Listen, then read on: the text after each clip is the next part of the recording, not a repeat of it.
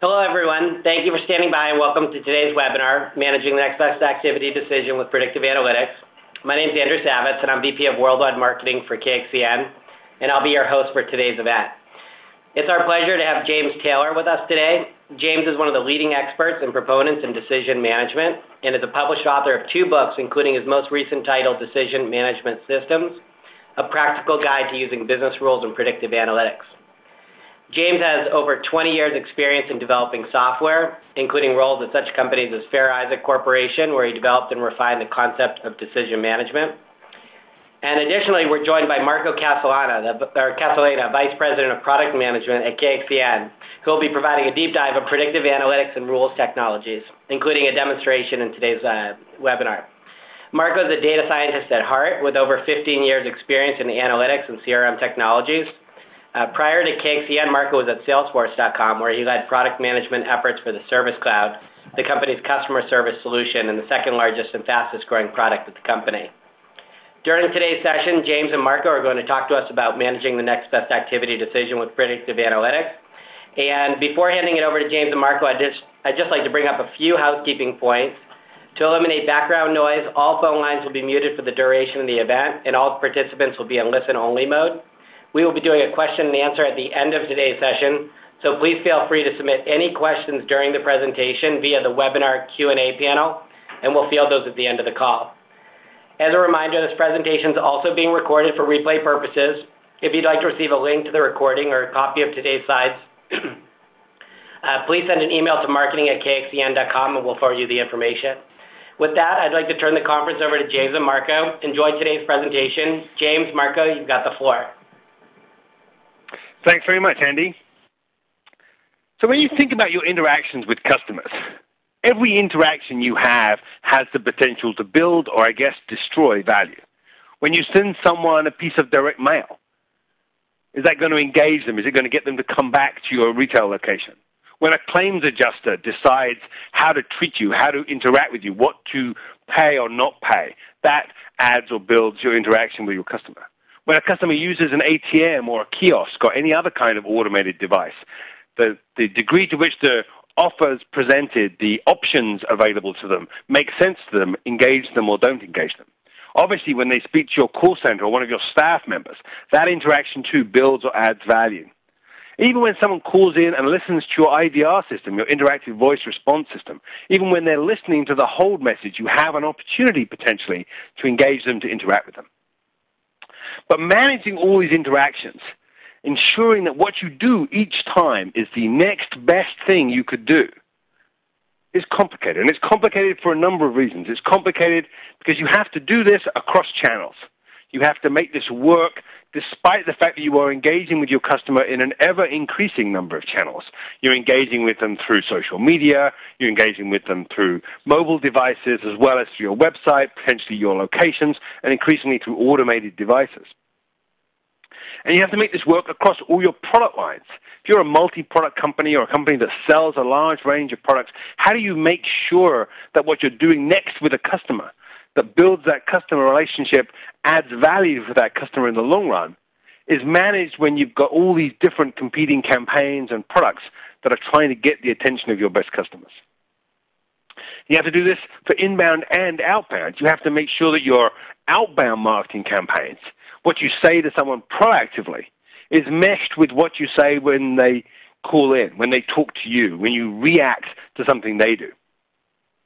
And those are traditionally very separate processes in many organizations. And lastly, it's complicated because you can't just consider marketing offers. You can't only consider the opportunity as one to sell a customer something. You have to also think about engaging with them in other ways. If you sell them a product, later on the next best activity might be to encourage them to use that product or perhaps to stop using that product. And you have to mesh, again, this complex array of offers that you have with other non-offer actions. And to make this work, to ensure, therefore, that you get the next best activity every time you interact with a customer, despite the complexities of multiple channels and multiple products, you have to make the right decision each time, because every interaction requires you to make one or more decisions, to make choices or selections from a range of available actions. Decide which one is the most appropriate for this customer at this time, given your corporate objectives, and then make that happen in whatever channel you happen to be talking. Now, if you think about this, if you think about all the interactions with customers, and you start thinking about the potential for decision-making in that context, there's an enormous number of customer decisions you could make.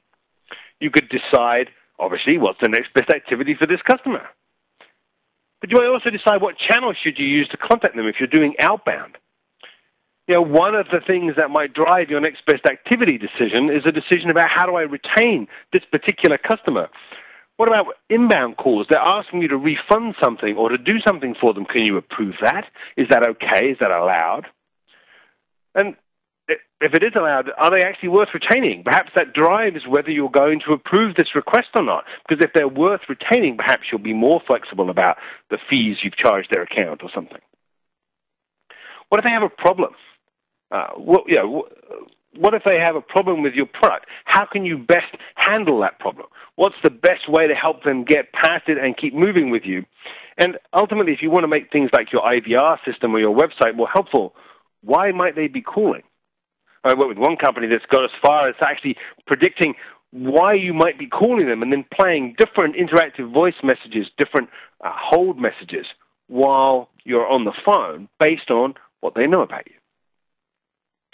And when you make these decisions about customers, you have to bear in mind a key thing about consumers, about people.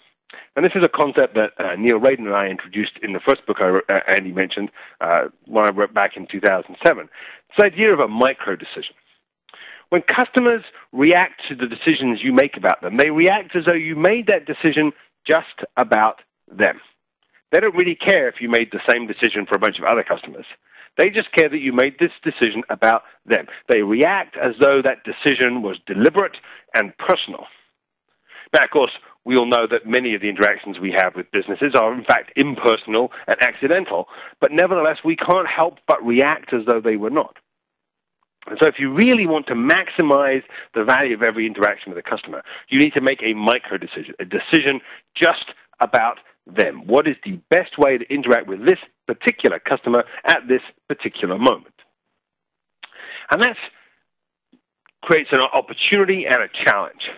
Now, from a reality point of view, the first thing to bear in mind is that opportunity with customers doesn't just come in strategic lumps. It's not a question only of saying, how do I find new customers? You also have the opportunity to say, how do I make more out of the customers I have? How operationally can I change the way I interact every day in lots of little ways and use that to create more value in my customer base? And that sense of operational opportunity is a huge one. And it's distinct from saying I'm going to target new markets, so I'm going to go after a new set of customers. It's about maximizing the value of the customers you already have. And when you do that, when you focus on this operational context, when you say, how could I interact with customers day to day and get more value out of those interactions, you come across a second piece of reality, which is that people who work for you don't make many of the decisions that impact your customers. Systems do. In fact, even when there is a person working with your customer, someone in the call center, someone in the branch, what their system tells them drives their decision-making. And so unless your systems are making good decisions, then you as an organization cannot be. And that requires you to build a new class of systems, have a new attitude to the kind of systems you build. You need to build what I call decision management systems, as Andy said, the title of my most recent book. And decision management systems have three distinct characteristics beyond the fact that they're focused on decision making. First of all, they're intensely agile, because decision-making changes all the time. What's a good decision today is not necessarily a good decision tomorrow, and so they have to be built so that they can be changed easily. And later on, Mark is going to talk to you about business rules and their role in next best activity, and part of what business rules give you is this sense of agility, an ability to change the behavior of your systems. They need to be analytic. They need to take all that data you have about customers, about what works and doesn't work, about marketing campaigns, everything you know, and turn that into something that enables you to make an analytic decision. And we'll come back to that, obviously, because that's the key theme of today's webinar. And then lastly, they need to be adaptive. They need to learn over time. You have to create the kind of infrastructure that will allow you to see how well did we make this decision, did it work the way we meant it to, and then feed that data back so that you can improve the behavior of your system over time. That's tightly coupled with this idea of being analytic. It's a related concept, but it is important to realize that decision management systems are not one-time efforts. This is about creating continuous improvement in the behavior of your systems. Now, what these systems do is resolve a fundamental split that exists in most IT organizations today. We have, for many years now, built separate operational systems and analytic systems. We have our operational systems that store data about our customers, that enable our call center agents, our branch tellers, the people who work in our organization to record transactions to work with their customers. And we extract data from these operational systems and we feed it into a set of analytic systems that enable us to do reporting and dashboards and analysis. But they're completely separate. And there's no good reason why they're separate. It's just a historical accident because mainframes couldn't handle reporting and transactions. And it is time to end this separation. And so what decision management systems do is close that loop. They take what you're learning on the analytic side, use it to improve decision-making, and make that decision-making available to your operational context. And in so doing, they enable you to create these powerful, agile, analytic, adaptive systems to drive better decision-making about your customers. And hence, they are key to a next best activity strategy.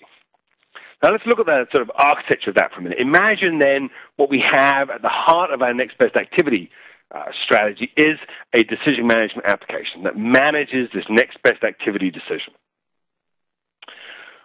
Well, because it's a centralized, managed system, it enables us to supply those better decisions not only to our batch marketing efforts, our email marketing, SMS, or direct marketing, but also to our online real-time systems. So enable our CRM system, our website, branches, stores, kiosks, ATMs. Everything is able to get access to this decision management system to get the best decisions possible at any given moment. And it ensures that by taking all the customer data we have, whether it's in our CRM system or our ERP system, web logs, anything that might be in our data warehouse or our data infrastructure, as well as external data, demographic data, information about these consumers. And by turning those into predictive analytics, by taking all this data and analyzing it mathematically and making predictions about it, by turning it into probabilities that we can use. So we go from not knowing anything about this customer to knowing how likely it is that this customer will not, in fact, renew their service. We have a probability now. Well, now we can use that to improve our decision-making. But these next best activity decisions must also take account of all our rules, the way we design our campaigns, the way we decide who's eligible for some of our products. The customer's own communication preferences, our contact policies, and much more must also inform our next best activity decision. And having informed this decision, having driven a compliant and analytically enhanced decision out to our various channels, we have to make sure that we can link all of this back into our BI and dashboard infrastructure, track the improvement in decision-making against improvement in business objectives, because at the end of the day, we can't say we're improving our business decisions unless by doing so we are also improving our overall business results. Now I'm going to focus in on a couple of those key technologies that Marco is going to show and talk about in his demonstration. So the first is business rules. And when you think about a decision, you think about the next best activity decision or a retention decision or any of those other examples that I gave you, there are lots of different rules that might be applied. You might have rules that come from the heads of your experienced employees, what they know about what works. You might have regulations you have to follow, particularly if you're in a heavily regulated industry. You probably have company policies that you have to follow. You probably have some legacy systems. They got a bunch of rules in. You'll need to get those under control somehow. And your data contains rules. What's worked in the past or didn't work in the past, what you did or didn't do in the past can also result in business rules. The problem for most organizations is that all these different rules are stored in different places. They're stored in different formats. They're managed using different processes. And that isn't going to work if you're going to build decision management systems for next best activity. You're going to have to bring those rules together and manage them in a business rules management system or some similar kind of infrastructure so that you have control of the decisions and of the rules that drive them. But that's not enough. As we said earlier, you have to be able to bring predictive analytics to bear on this problem too. You have to be able to take your predictive analytics and embed them in this decision-making. And this creates a couple of challenges also. When you think about predictive analytics, when you watch someone build predictive analytics, or if you watch the TV show Numbers, you see mathematicians, statisticians, data scientists, and they sometimes like to present their models as math. That one customer I was working with had hired an external data mining company, who shall remain nameless, and was told that the deliverable would be, and I quote, a 60-page report full of math. Well, this is not an inherently useful deliverable, because how, as a realistic organization, do you take a 60-page report full of math and make better decisions because of it? It's not enough to present a bunch of math as an outcome and say, therefore I have predictive analytics. Now, another approach, of course, is to try and present that in a more business-friendly way. And one company I worked with, I remember, they hired, again, an external consultant. They came in and they were really impressed by the insight they got out of this. And so the business folks called the IT guys up and said, we got this great new predictive model. We really want to use it in the website. The IT guys came to a meeting and sat down, and the business people stood up and presented a PowerPoint presentation. And the IT guys go, well, that's great. Can we see the model? And the business people said, well, this is the model. This is the PowerPoint about the model. This is what we've got. And the IT guys go, well, we in IT call that a PowerPoint presentation. And the problem is we can't take a PowerPoint presentation and run it on the website. We need a model. We need something we can actually embed into our decision-making, into our decision management system, something we can execute. So having built these predictive analytic models, if you're going to drive next best activity with them, you have to not only be able to have the model, but you can't have it as a piece of math. You can't just have it as a PowerPoint presentation. You've got to be able to turn it into an actual embedded decision. Now, it's easy to talk about business rules and predictive analytics as components of this, but how might this work? How would you get from a typical scenario that you might find yourself in today to the use of a decision management system to drive better decisions? Well, let's walk through some of the evolutionary steps you might go through. So let's imagine we've got a typical scenario today. We've got different systems for different channels. We've got a web channel, a call center, email marketing, mobile, whatever. And we're probably making slightly different decisions in each case. Each system has its own structure, it has its own environment, it has its own IT platform, and as a result, what we have is different, inconsistent decisions being made in each case. So clearly then our first step is to say, gosh, well, we're going to go ahead and build a decision management system. We're going to take control of that decision, and now at least we're consistent. But if what I did for that is I just wrote a bunch of code, I wrote the traditional kind of IT system, I didn't move myself forward very far. So what I need to do instead is say, okay, I'm going to use business rules. So now I'm going to take control of how I make these decisions, these offers in this case, and I'm going to specify them in a more structured way using my business rules. I'm going to say who's eligible for which kind of retention offer. Well, this is still pretty basic. So what I really want to do is I want to start capturing some data about how that works. I want to track who accepts these offers and who doesn't. What kinds of people seem to accept the offers? And I'm going to start using that data then to segment my customers. I'm going to start saying, okay, I want to divide my customers up analytically. I'm going to look at the data, look at the demographic data I can collect about my customers, look at their behavior, look at who I manage to retain with which offer, and that's going to help me divide my customers up into different segments where I can target each segment with different offers. So now I'm starting to be analytic in my decision-making. I'm starting to adapt my decision-making to see what works and what doesn't, so I'm learning. And, of course, I'm reliant on the fact that my decision-making is agile because I'm able to change it as I learn more. So then perhaps I would adopt what we call adaptive control. I'd start experimenting a little bit. I start running tests to say, well, what if I change the offer for this group of customers? Do I get a better response or a worse response? Is there a way of learning a little bit more about these segments so I can actually start to make predictions about them? So I can start to say, okay, who's most at risk of churning? Who's just calling to see what they can get by threatening to cancel? And who's really serious? Who really is going to cancel the service? What's the value of this customer? Not today, but if I renew them. And if I renew them on this plan or with this product, what are they going to be worth? How likely is it that they're going to be worth money in the future that justifies the cost of retaining them now? And now I'm starting to embed in my decision-making not just an understanding of the customer segments that I have, but the ways in which I can predict things about those customer segments so that I can drive better decision-making about my customers. And ultimately what I end up is a very fine-grained micro decision, a decision where each time I choose an offer for a particular customer, it is as targeted and as optimized as I can get to make sure I retain that customer if I want to, and that I retain them in a way that makes sense and that makes money for me. So these different technologies get layered into each other, continually improving the decision. But the key thing remains, I'm making a decision about how to interact with this customer at each opportunity that I have. It's an operational decision. It's about a single customer. It's a micro decision. It's very focused, and it's taking advantage of these two key technologies, business rules and predictive analytics.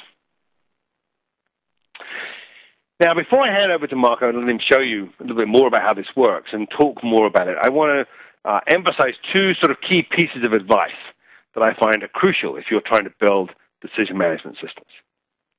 The first is that there are really sort of three steps. If you think, what's the sort of GPS? How do I find my way from where I am to where I want to be? There are three steps you have to go through. First and foremost, you have to discover the decisions that matter to you. You have to understand when you make decisions about your customers. Where are those decisions made? Who makes them? What do they contribute to? Which decisions matter when it comes to retention or to profitability or to growth?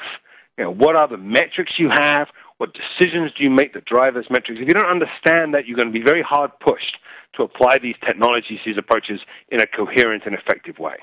So you have to discover the decisions that matter to your business. Then you have to build these decision management systems. Yes, you have to build predictive analytics. Yes, you have to write rules. But you have to do these things knowing that you're going to take control of some of these decisions and embed that into your operational environment. That is how you're going to add tremendous value using these predictive analytics that you build. And then having built these systems, you have to recognize that there is not a one-time improvement, that this is something you need to continually improve. So you also need to think about, how am I going to test how well I'm doing in these decisions? Can I track whether what I thought was predictive in a model turns out to be predictive? And feed that back so that your models improve over time and your decision-making improves over time. Because if you just do it once, you're missing a tremendous opportunity for continuous improvement in your decision-making. And if you go listen to people who've been tremendously successful with predictive analytics, and you listen carefully to what they say, it is very rare that what they tell you is they had some great aha moment, some blinding one-time flash of insight. In fact, what they have done is use predictive analytics to continually improve the way they run their business every day. And that's the true power of these systems. But these systems require analytics folks to make a change in their attitudes as well. And you have to do what I call industrialization. You have to move analytics away from its roots as a cottage industry. You have to say, okay, while it was fine when we first started that an individual data miner could go off and build their individual model and do it the way they want to do it, and that we had this long-winded process for turning this back into something we could use, that doesn't scale. When you start doing next best activity, when you start focusing on marketing and on customers, you're going to need a lot of models, and you're going to need to update them regularly, and you're going to need a dramatic increase in your capacity for models. And I can almost guarantee that even though you need 10 times or 100 times as many models as you used to, no one's going to give you 10 times as many or 100 times as many staff. They're just not going to. You're going to have to make more with the same resources you have. In fact, many organizations are being told they're going to do more with less. And so you have to find a way to industrialize your analytics. You have to change your mindset away from this artisan working in a workshop, handcrafting an individual model, to one in which, yes, there's still skill, yes, there's still quality control, and these things are still intensely usable, but they are also produced on an industrial scale. You have to take the skills and expertise that you have and leverage it more effectively so that you can produce large numbers of models quickly, that you can refine them effectively, and that you can automate and continually improve those models systematically. Because at the end of the day, it is an industrial process analytics that will enable you to produce the kinds of scale you need to really take control of the next best activity decision and use predictive analytics to ensure that it is the best possible next best activity decision each time you interact with your customers. And with that, I'm going to hand over to Marco, and then we'll come back for questions at the end. Marco, over to you. Thank you very much, James. This is Marco Castellina. I am VP of Product Management at KXN, and I'm going to show you a demo today of a real live next best activity system built using KXN. But before I do, I'd like to give you a little bit of quick overview on KXN and on predictive analytics. Well, KXN is a leading predictive analytics and data mining vendor. And we have customers that are big and small, over 400 of them, in fact, and we count among our customers some of the biggest telcos and banks and retailers around the world, where we have thousands of users at these companies. KXN really differentiates itself in terms of our automation. We are a no-code solution. That is to say that you can build these predictive models very quickly without having to write any code and without having to do a lot of the manual steps that you would have to do with a lot of our competitors. So we automate a lot of the predictive analytics process. And we automate everything from the data preparation, which is the very beginning of the process, to modeling, to the deployment, the actual deployment to your end users. So effectively, we build better models faster at KXN. So what is predictive analytics, and what is KXN used for? Well, we're typically applied in 4 different domains here. If you think about risk, we're applied there in a lot of financial firms, for example. If I make a loan to this person, will he pay it back? That's the type of prediction you'll want to do there. For fraud detection, is this credit card charge legitimate or fraudulent? That's another type of prediction that we would do. For operations, for example, how many trucks is AAA going to need in the San Jose area today? And finally, what I'm going to show you today is what we would call a CRM use case, a customer relationship management use case. A lot of our customers use KXN to optimize the customer lifecycle. And today I'm going to show you one portion of that customer lifecycle optimization, which is using KXN to make sure that you're putting the right offer in front of the customer at any point. So that is to say, you want to make sure that you're giving them the right offer at the time that they sign on with you, as they're continuing in that life cycle, and, if you're looking to win them back, what's the right offer to make them to win them back?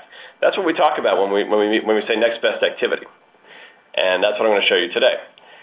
Also, what I'm going to show you here can be used through any channel. So I'm going to show it to you from the perspective of a call center agent today, but you can also use it in a web portal or through email or SMS, direct mail, any of those things. But, the beauty of showing it in a call center scenario is that we can show how you would use it in real time. So let's look at this. Now, this is what we call a lift chart, and this shows some of the benefits that you can get specifically by using predictive modeling to improve your campaigns. So the bottom line here, the little flat line, that is what you get when you don't use predictive modeling. So without it, you basically need, for example, to target, with a given campaign, you'll need to target 20% of your population to get 20% of the people who would respond to the campaign. The top line is what you get when you use predictive modeling. And so in that case, by targeting the same number of people but by picking them more specifically, according to my predictive model, according to the people who are most likely to respond to my campaign, I can get, for instance, 80% of the responders. So I can basically spend less on my campaign or target less people, but get a lot better response with predictive modeling and with KXCN. But then you have this problem, which James Taylor alluded to just a moment ago, what we call the insight gap. You have lots of marketing campaigns, and certainly in a next best activity system, you can have tens or hundreds of campaigns at the same time. There's lots and lots of offers that you could be making at the same time. How do you ensure that you actually are able to build predictive models for all of them? Because if you're not building a predictive model for a given campaign, you're losing money. You're throwing money down the drain.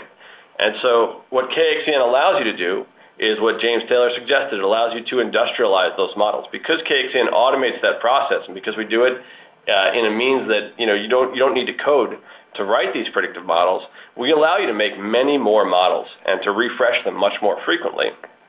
And as a result, what you have is an industrial process, a process by which you can get hundreds or even thousands of models. We even have customers that are retraining thousands of models nightly. So, KXCN can really do this quickly and can allow you to save a lot of money on your campaigns. So without further ado, let's take a look at the demonstration. So I'm going to show you now a real next best activity system. So what do I have here? This is a call center system, and I'm using Salesforce.com as my call center interface. And KXCN is going to be driving the offers. So I am taking on the persona of a call center agent for a fictional bank. And if somebody calls me up or comes to my web portal or visits one of my branches, I've got one shot to present that person with the best possible offer. So let's say Tim Barr here calls me up. And we've put an offer front and center on Tim Barr's contact record, which is fairly common in the call center industry. And what we're offering him in this case is a checking account. Well, why are we offering him a checking account? Let's take a look underneath the covers, and here's something a call center agent wouldn't see. Let's take a look at all the offers we could have made to Tim Barr. Why did we choose the checking account? For each, we have 5 potential offers here. We have a Visa signature card, a checking account, and so on. And for each one of these offers, we have built a predictive model using KXCN. The output of a predictive model is, or at least of this type of predictive model, is a probability. And that probability is Tim Barr's likelihood of responding to a given offer. And so we see, in this case, that Tim Barr has about a 5% probability of responding to the Visa signature card. So that's actually the most likely thing, but we didn't offer it to him because a rule fired. And I'll talk more about rules in a moment and how they play into this whole process. And so we went to the next thing down the list, which is the checking account. And that's what we offered him. That is the thing that he's most likely to respond to, that he's also eligible for, according to our rules. Now, the beauty of using KXCN for a next best activity system is that we can actually reevaluate these probabilities in real time. So if Tim Barr, let's say Tim Barr is calling me up and he's telling me that he's moving and he wants me to send my statements not to Dallas, Texas, but to New York, New York. When I save that, we're going to recalculate all of these rules, and almost instantaneously, we have a new offer. I'm sorry, we recalculated all these models and these rules. And so now we're offering him a retirement account. If we view our offers again, what we see is that retirement account is way up on top now at 15% probability, and the Visa signature card, which was on top, has plummeted all the way to the bottom. So we've recalculated all of our models, and based on this new information, we see that retirement account is the best offer to make Tim Barr now. So we're able to do this in real time. Let's take a look at KXCN and the model that underlies that retirement account, for example. So I mentioned there is a predictive model for each one of these potential offers that I could be making any given person. This is the model that underlies that retirement account. Now, the way that you make a predictive model with KXCN is that you feed it all the data that you have. You feed it the demographic data, you feed it transactional data, purchase data, billing data, whatever you might have. and that can be many hundreds or thousands of variables. And KXEN will pick out the variables that are the most important for your business question. In this case, my business question is, who is likely to take a retirement account? And what KXEN has determined is that the state in which they live is the most important factor, just by a hair here, but it is the most important factor to whether somebody's likely to take a retirement account. This is what we call, by the way, the descriptive analytics. So what you're looking at now is a predictive model, and you're looking at KXEN, but this is the descriptive portion of it. So this is the portion of KXEN that tells you not just how is the predictive model arriving at its conclusions, how is it arriving at these probabilities, but more broadly, you can look at this as saying, why are people behaving the way they do? Why are people responding to these retirement account offers? Well, part of it is the state in which they live. And so what happened here was that I moved Tim Barr from Texas to New York. So what I did is I drilled into the state here, and what we can see is that I moved Tim Barr from the state of Texas, which is in a very low propensity state. That is to say that here, people in Texas, relatively speaking, are less likely to respond to a retirement account. But he moved to New York, and New York is in this big bar here. So people who live in New York and those Atlantic coastal states up there are much more likely to respond to a retirement account offer. So that explains why a retirement account went from kind of somewhere in the middle to way on top. He moved to a very high propensity state. Now, normally, when using KXEN, you would have not just 5, but maybe hundreds of different variables in here and hundreds of different bars. And the predictive model is the combination of all of these things. So KXEN can use many hundreds or thousands of these variables to arrive finally at that one number, which is the probability that you saw. Now let's talk a little bit more about those rules. Let's say that Josh Davis calls me up, and we're offering him a checking account. Why is that? Well, he has actually a similar propensity to Tim Barr to buy a retirement account, but he's rejected that offer in the past. So we have a rule that says if we made you an offer before, we're not going to make it to you in the future. The Visa signature card is next up, but that's expired, and the brokerage account, but he already has that. So we have various different kinds of rules here that play into this. So what the predictive analytics will give you is a given person's absolute propensity to respond to a given offer or to take a given activity. But then what you need is rules on top of that which clarify for your business, which apply these sort of hard and fast rules that your business needs to apply. So let's take a look at the different types of rules that you might want to apply.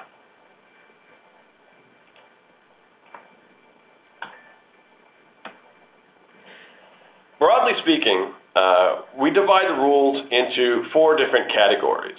And by the way, in the demonstration that you saw here, as I mentioned, I was using Salesforce.com as my front end. And as my rules engine, we can work with, KXEN works with just about any rules engine out there, but in this case I chose to work with Corticon's rules engine, which has recently been acquired by Progress Software. So now it's called Progress Corticon, and that had the advantage, by the way, of also being a no-code solution. So one of the advantages of the Corticon, as with KXEN, is that I didn't have to write any code to put this all together. It was a declarative interface in which I made these rules. And these rules, like I said, fall into 4 different categories. So we have the eligibility rules, and this is especially salient for the financial sector. Do you have the right account balance for this brokerage account? Are you the right age for this retirement account? There are many rules that may determine whether you're actually eligible for a given offer. Inventory. You may be very, very likely to buy a given product, but if you don't have it in stock, we shouldn't offer it to you. So inventory is a key rule to apply here. Profitability is another one, and that's a little bit of a different type of rule, but you might think about it this way. If I could offer you products A and B, and you're 3 times more likely to buy A, but product B is 6 times more profitable to me, I may still choose to offer you B. So profitability can figure into what offer I actually give you above and beyond just your propensity. And finally, offer management. And you saw some of these rules fired just a moment ago. You may have rules about sales pressure. If we made an offer to you once or 3 times, we don't want to make it again if you've rejected it. And certainly, if you already have a product, we probably shouldn't offer it to you. So those are the 4 different types of rules, by and large. Now, the thing about rules is, a lot of times when we come into a scenario where we're implementing a next best activity system, there is one already in place, but people have done it already with rules. So that basically they've used rules to build the entire next best activity system. The problem with that is that it's not data-driven, and it's very difficult to update. So I was working with a customer that had something like 600 rules that were defining which offer to give a given customer. And the problem is that no human can possibly get his head around all those rules, and no person could ever keep those up to date. So as the market changes, their rules were increasingly out of date, and that meant that their offers were increasingly bad. When you use predictive analytics, your quote-unquote rules that drive these probabilities are data-driven, and you can retrain them daily or weekly. You can retrain them very frequently to make sure that they're always fresh. And so the only rules that you need to apply are, in fact, those hard and fast business rules, which rarely change. And so it makes your decision process much simpler. So finally, this is my version of James Taylor's slide, and this is basically what a next best activity system looks like with KXCN. And so, as I said, you feed in your data from all these different sources, your CRM, your billing, your web logs, whatever you have. And KXCN, we can take whatever you can throw at us. We can take hundreds or thousands of variables. So throw as much data as you possibly can at KXCN, and we will be able to provide an accurate prediction with that. You make your prediction and you run that through your rules engine, and from KXCN, you can feed a BI dashboard, especially that descriptive analytics I was telling you about. Why are people behaving the way they do? And, KXCN can spit out sort of key drivers for that. You can run your next best activity in batch. You can do it with email campaigns or mass mailings. And as you saw today, you can also do it in real time. So you can make that next best activity decision right then and there when the customer calls, visits your portal, or your bricks and mortar store. And that's all from me. I'd like to pass it back to Andy Savitz. Thank you, James and Marco. I hope today's presentation has been insightful to everyone on the call about next best activity and the applications of predictive analytics. Prior to jumping into the questions and answers, I just wanted to let everyone know that you're able to download a recent white paper that James published on this topic from the KXCN website. That's available at kxcn.com/resource/NBA. In that report, James dives into a lot more detail about NBA, as well as the communications, financial services, and retail industries. So we encourage you to download that. So now we're going to switch to the Q&A portion of the presentation. We've been collecting questions during the call. You can still feel free to submit questions during the Q&A portion. We'll be monitoring those, and we'll include those in the Q&A if we have time. So please go ahead and do that. The first question to Marco is, in the demonstration that you presented earlier, the probability per product offer that was displayed, was that calculated individually, or was a predictive model built for each individual product that was presented in the demonstration? Well, that's a good question. So it's a little bit of both. The answer is a little bit of both. With KXCN, the way that it works is that I prepared my data once. So I fed in all of this information about, where people were living, the demographics and the transactions and so on, and I prepared that once. And with KXCN, I did build a separate model, a separate predictive model for each product, and that's what we recommend. But I used the same input data set to build it. And so I can actually build all of these models all at the same time. In KXCN, we call those targets. And so I can actually build, in my case, I had 5 offers, and so I was able to take the same data, build it against 5 different targets, and that gave me 5 different predictive models. So yes, there is a predictive model for each product that I have here, but I'm able to build them all at the same time. All right. Let's go to the next question. So the next question is, how often do you recalibrate your models, and why? We've actually had a couple of questions related to that question, Marco. Well, how often I recalibrate my models depends largely on the rate of change of my data, I think. But as I mentioned, we do have some customers who are retraining as many as 5,000 models every night using KXCN. That's relatively unusual, but it is a little more common for people to retrain their models weekly or monthly. So, it depends on the rate of change of your data, like I said. And as a component to that question, Marco, how are you applying those scores into production as you recalibrate them? How are you reapplying those back into production or into a consolidated platform as demonstrated? Yeah, another good question. So how am I applying those? Well, there's actually two ways in which I've been applying those. Now, first of all, it's worth noting that when you do an apply with KXCN and you have a database present, KXCN will do that apply in database. That is to say that it actually runs a SQL procedure in your database in order to take all the relevant variables into account and spit out these probabilities. And so effectively what I'm doing is KXCN will tell the database, here's how you calculate scores, go do it. And that can be very quick because it means you don't have to send all this data over the wire. In this case, I actually had it two ways. So I pre-calculated these scores basically. So I did the in-database apply initially, and that gave me these base probabilities for each one of my products.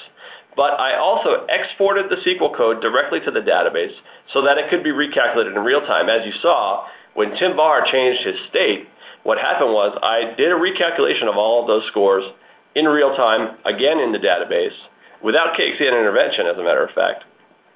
And so there are a couple of ways that you can do this application, but in general, when you have a database present, you can do these applications in real time or in batch in the database. Okay, and another question. This is a combination question for James and for Marco. I think there's a technical and a functional aspect to it. But the details of the predictive models that are being built, is that a black box? Or how can you communicate the types of models that were used and the parameters both through the predictive organization and the data scientists as well as back into the functional part of the organization? I think probably the latter is for James. Okay.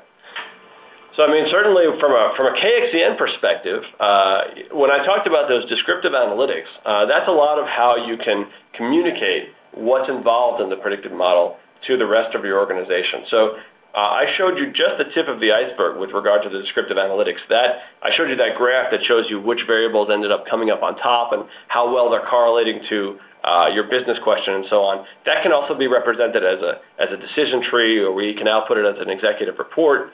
There's various different ways that you can have KXCN output the results of the model.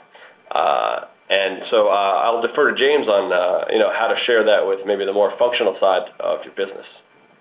Yeah, and what I would say there is, one of the things I find is that there's a couple of key things. First of all, you have to make sure that you've got the right group to talk about it. It means business, analytics, and IT all, talking together.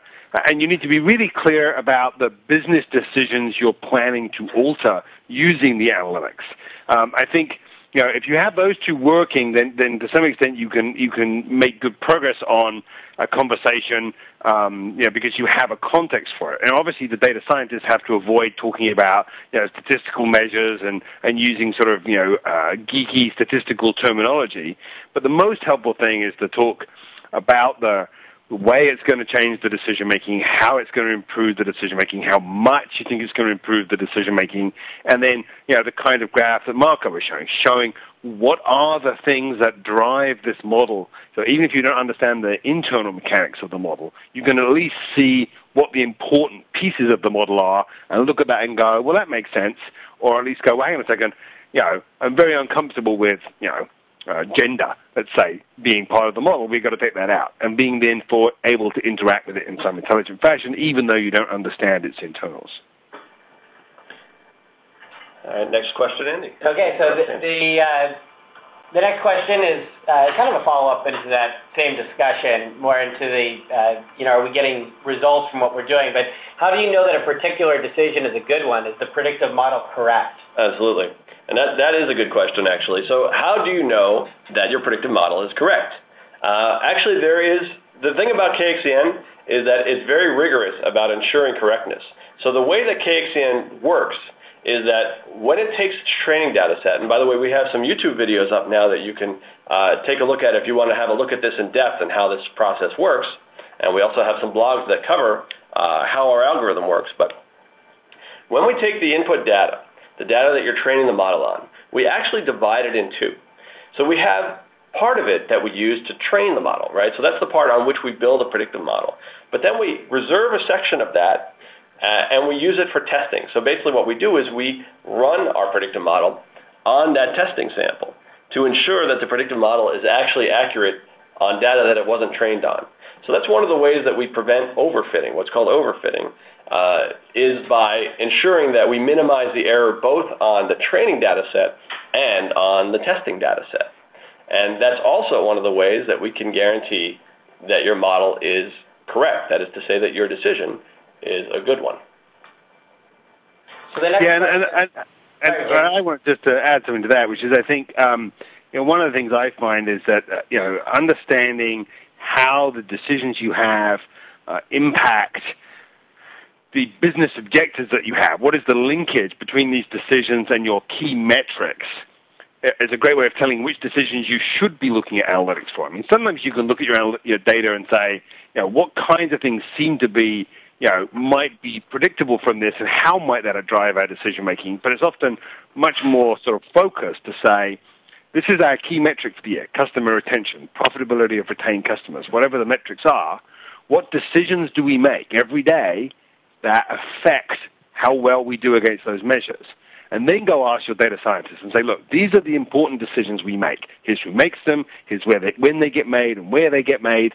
Can you look at the data and see if there are ways to provide useful predictions given that context? Because now they know if it's got to be deployed in the system. They know if it's got to be shown to somebody.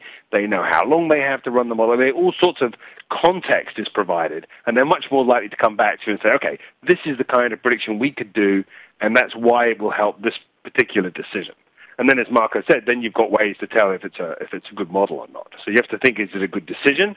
And once you've got a good decision, then you need to make sure it's a good model. All right, thanks, James. Another good question here. When you mentioned that all models can be built on the same variables, are you assuming that the variables remain constant over time? What if we have different variables every month and different models use a separate set of variables? Okay, so that's an interesting question.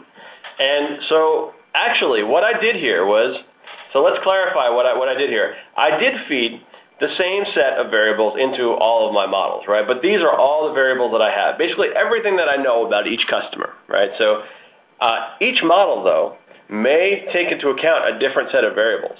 So just because state happened to be influential for that retirement model doesn't mean that it's even going to show up in the brokerage account. It may be completely irrelevant for the brokerage account. And each time I retrain my model, I may get an entirely different set of influencer variables. So what I want to do is feed in every variable that I have, no matter what it is, whether or not I think it's going to have any influence. I want to pipe it all in there, throw everything in the kitchen sink in there, and KXCN will pick out the ones that are the most influential for each and every individual predictive model. So we don't assume that the variables are going to be the same every time, and each time you retrain your model. Now, there are some situations, particularly in the risk market and financials, where you don't want the variables to change. And there's actually a setting in KXCN that you can turn on that says, on retrain, only consider the same variables, because my compliance department only approved these variables. But that's fairly unusual. Most of the time, to get the most effective and the most properly predictive model, you want to let KXCN on each retrain consider all the set of variables and just retrain from scratch. So no, each predictive model will have its own set of influencer variables from the set of all variables that I've fed them all. Next question is, what types of data inspection does KXCN do, or do I have to do this before modeling? Example, checking for missing variables, etc. And that is a fantastic question, actually, because that's one of the things that KXCN does, in fact, automate. So that's what we consider to be part of the data preparation stage, and KXCN does a lot of that for you. So checking for missing variables, for example, KXCN does that. We handle missing variables. Actually, we put them in a bucket called missing, right? So some people do imputation. We have our algorithm's method is that it considers a missing value to be a valid value like any other, and it considers that to be part of the predictive model. So we handle missing variables. We do encoding of continuous variables. We will automatically try to figure out whether a given variable is nominal, continuous, whether it's a string or an integer, or a floating point number, or even text, and we can do some basic text analysis. We will do outlier detection, and we will do outlier handling as well. So a lot of these things that you would be doing manually with other types of predictive analytics products are automated by KXN, and you don't have to do them manually. Great. Marco, here's a general question on predictive analytics, more backdrop. But if you're building predictive models that are based on past decisions, are those more geared towards understanding past behavior, or how does that really provide that indication of future behavior?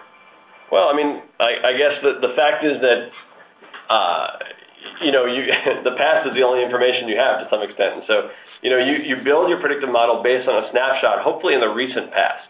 All right. So when you build your predictive model, the idea is that it will in fact be predictive. And so, although you build your data, you build your model on data that is maybe 1 month or 2 months old, in general, what we find is that it holds very well. And so, people's behavior doesn't usually change that dramatically,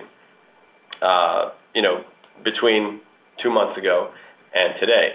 And again, that also affects how often you go to retrain your models, right? So, how often you retrain your models should depend on the erraticness with which your customer's behavior changes, right? So, a lot of times, for example, in email marketing, you may want to do retrains within days because email marketing is a very fluid kind of business. Whereas in next best activity or in churn modeling for telco and stuff like that, you might only want to retrain every month because you don't necessarily need to retrain every day because your customer's behavior is fairly stable. So it goes back to, I think, what I was saying earlier, and I think what another questioner mentioned on the Q&A feed. Your retrain frequency is very much depending on, how erratic your customer behavior is. And that's going to conclude our questions and the answers for today's presentation. And I just want to remind everyone that James's recent white paper on managing the next best activity decision with predictive analytics is available on our website, www.kxen.com, resoffer/NBA. And if you have any questions outside of what's been answered today, feel free to email us at marketing@kxen.com, and we're happy to answer that. And we'll be following up as well with the replay for today's session, as well as the links to be able to download the white paper. So thanks again for joining us, and we appreciate your time. Have a nice day.